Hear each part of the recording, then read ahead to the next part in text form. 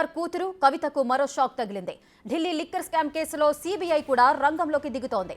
Judicial కస్టడీలో భాగంగా తీహార్ జైల్లో ఉంటున్న కవితను సీబీఐ విచారణ చేయనుంది. కవితను ప్రశ్నించేందుకు సీబీఐకి కోర్టు అనుమతినిచ్చింది. ఒక లేడీ కానిస్టేబుల్ సమక్షంలో కవితను సీబీఐ అధికారులు ప్రశ్నించవచ్చని కోర్టు సూచించింది. విచారణకు ఒక రోజు ముందు జైలు అధికారులకు సమాచారం ఇవ్వాలని కోర్టు ఆదేశాల్లో తెలియజేసింది. మరింత సమాచారం ప్రతినిధి శివ లైవ్ లో అందిస్తారు.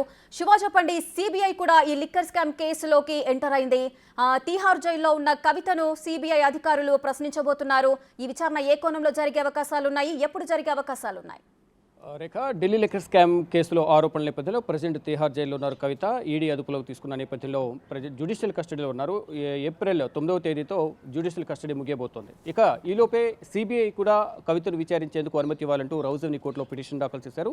ఈ పిటిషన్కు అనుగుణంగా రౌజవెన్యూ కోర్టు ప్రత్యేక కోర్టు న్యాయమూర్తి కావేరి బవేజా సిబిఐకు అనుమతి ఇచ్చింది. ఈ నేపథ్యంలో వచ్చే వారం కవితను సిబిఐ అధికారులు విచారించేందుకు అనుమతి ఇచ్చిన నేపథ్యంలో ఒక రోజు ముందు, అంటే వచ్చే వారం విచారించవచ్చు, ఒక రోజు ముందు జైలు అధికారులకు నోటీసు కానీ, అంటే సమాచారం ఇవ్వాలి. ముందు రోజు రేపు విచారిస్తే కనుక, విచారించాల్సిన సమయం వస్తే కనుక ఇక ఈ రోజు ముందు రోజు ఒక రోజు జైలు అధికారులకు సమాచారం ఇవ్వాల్సి ఉంటుంది.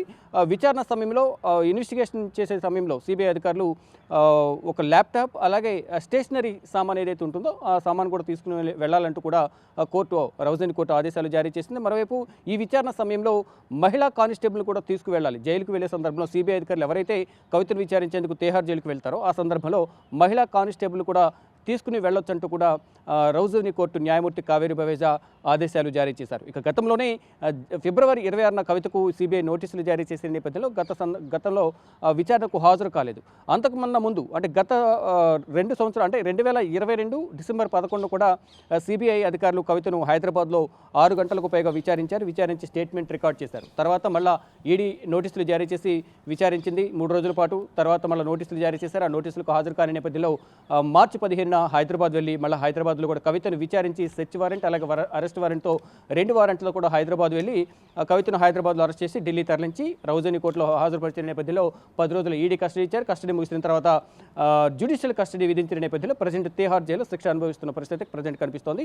ఏప్రిల్ 9తో ఈడీ కేసులో మాత్రమే జ్యుడిషియల్ కస్టడీ ముగియబోతోంది.